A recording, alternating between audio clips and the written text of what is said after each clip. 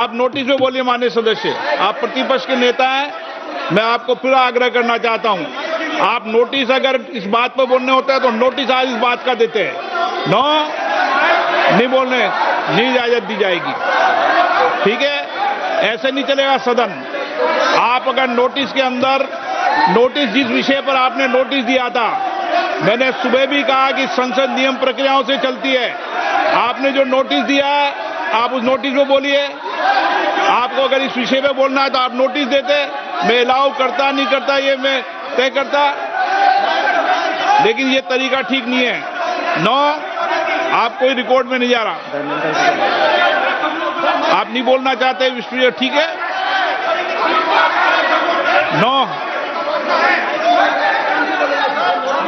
हाँ, इस विषय पर, जिस विषय पे नोटिस दिया उस विषय पे नोटिस में बोलिए। अगर आपको इस डिटेल पे बोलना है तो उस पर नोटिस दीजिए आप। No,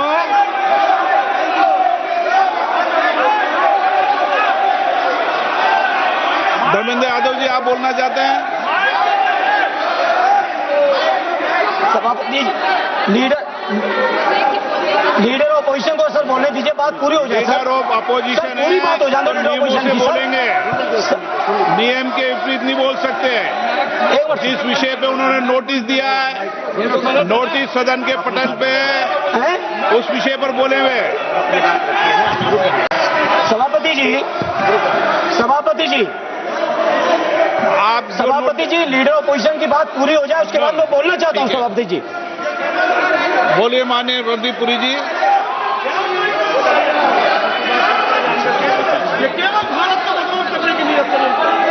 Honorable Speaker, sir. Honorable Speaker, sir. I rise to inform.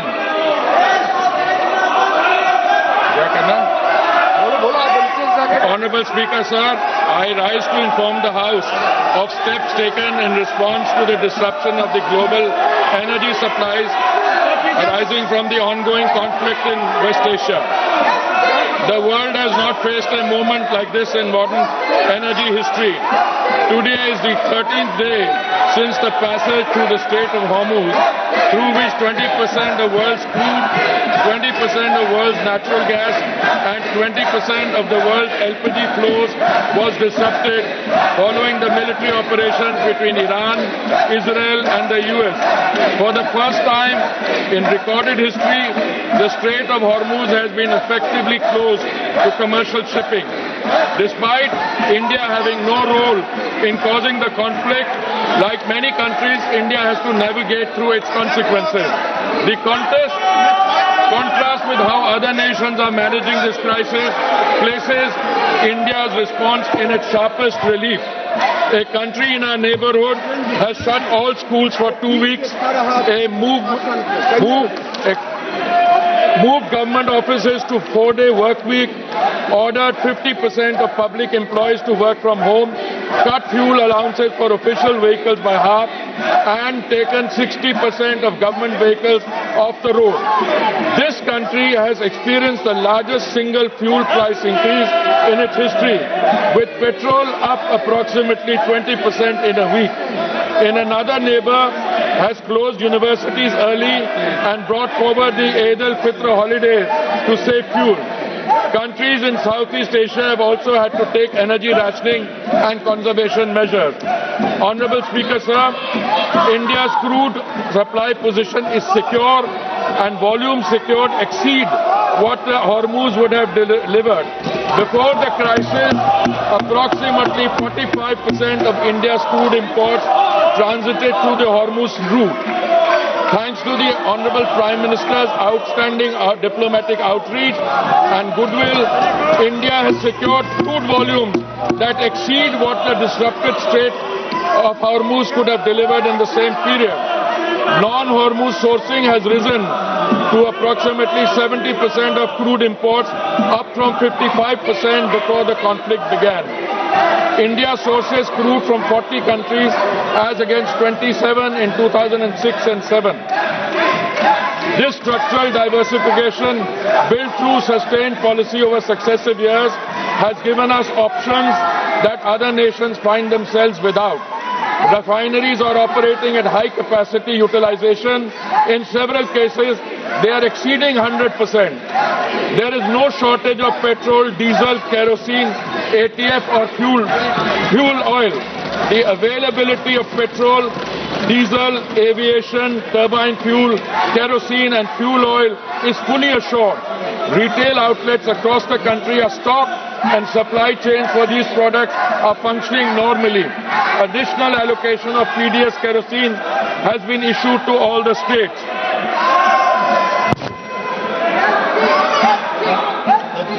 Honorable Speaker, sir, natural gas supply has been managed through prioritized allocation and the position is stable, well beyond immediate need.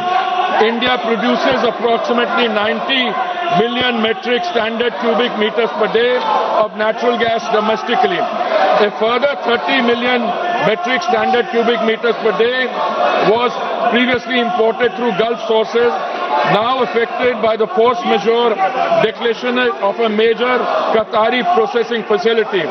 The force majeure declaration, the Natural Gas Control Order issued on 9th March 2026 under the Essential Commodities Act established an immediate priority sequence.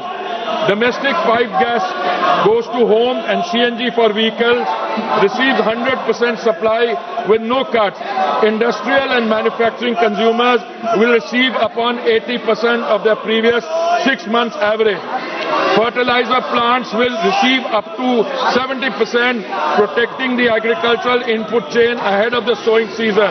Refineries and petrochemical units absorb a managed reduction with the House that the shortfall has been substantially upward through alternative procurement. Large LNG cargoes are arriving on an almost daily basis through alternative supply routes, and India has sufficient gas production and supply arrangements to sustain this position even in the event of a prolonged conflict. Power generation for every household and for industry is fully protected. Honorable Speaker, sir, it should be noted that India was previously importing approximately 60% of the LPG requirements from Gulf countries such as Qatar, UAE, Saudi Arabia and Kuwait, and 40% is produced domestically.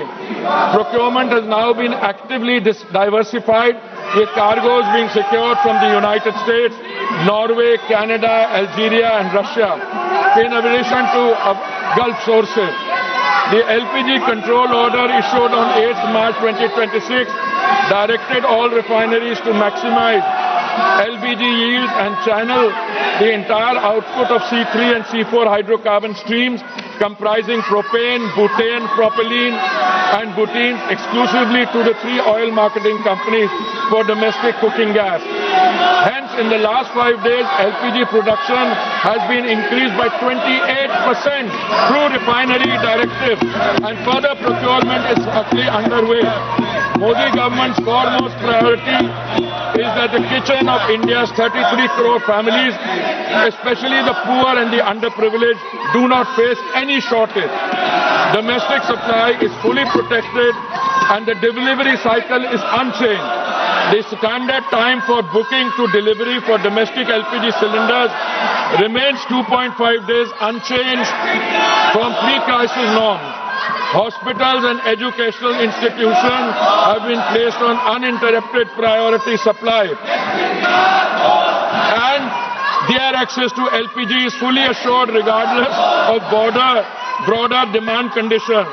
Field reports indicate hoarding and panic booking at the distributor and retail level, driven by consumer anxiety rather than any actual supply shortage. The House should be clear on this. The rush booking pressure in some localities reflects a demand distortion, not a production or supply failure. Delivery authentication code coverage is being expanded from 50% to 90% of consumers under this system. A cylinder can only be logged as delivered when the consumer confirms receipt through a one-time code on their registered mobile, making undocumented diversion effectively impossible to conceal. A 25-day minimum booking period has been introduced as a demand management measure in urban areas and 45 days in rural and Durgam Kshetra areas. OMC field officers and the anti-adulteration cell are coordinating enforcement at the distributor level. The Home Secretary has chaired a meeting with Chief Secretaries of all states to align state-level administration with the central supply and information framework. Commercial LPG has been regulated to prevent black marketing, not to penalize the hospitality sector. Commercial LPG is sold in a completely deregulated, over-the-counter market at market price without any government subsidy. There is no registration system, no booking requirement, no digital authentication, and no delivery confirmation mechanism. Any business or individual can purchase cylinders in any quantity at the point of sale with no government control in normal time. In a supply-constrained environment where public anxiety is elevated, this deregulated structure creates a direct and uncontrolled pathway for hoarding, diversion and resale at inflated prices. Had commercial supply have been diverted to the grey market at the expense of genuine commercial consumers and domestic households alike, the government has therefore taken the responsible course to regulate this channel with clear priorities and a transparent allocation mechanism. A three-member committee comprising executive directors from IOCL, HPCL and BPCL was constituted on 9th March 2026. Extensive meetings have been held and state civil supply departments and restaurants associations across the country and are continuing. The committee has assessed genuine need by geography and sector to ensure available commercial volumes reach commercial LPG requirement is going to be supplied from today by OMCs in coordination with the state government so that there is no hoarding or black marketing. Honorable Speaker, sir, alternate fuel options are being activated to ease pressure on LPG and gas channels. Kerosene is being made available through retail outlets and PDS channels, and fuel oil is being made available for industrial and commercial consumers. The Ministry of Environment has advised state pollution control boards to permit for the duration of this crisis period the use of biomass, RDF pellets and kerosene coal as alternate fuels for the hospitality and restaurant segment for 1 month, which would enable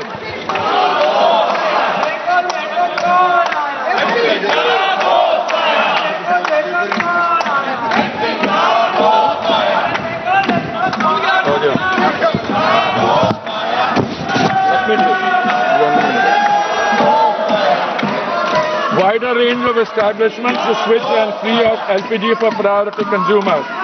Consumer prices have been shielded from global market conditions. Despite the Saudi contract price rising 41% between July 23 and March 26, the PMUY beneficiary price has fallen 32 cents in the same period and per percent and stand at rupees 613 per 14.2 kilogram cylinder in Delhi.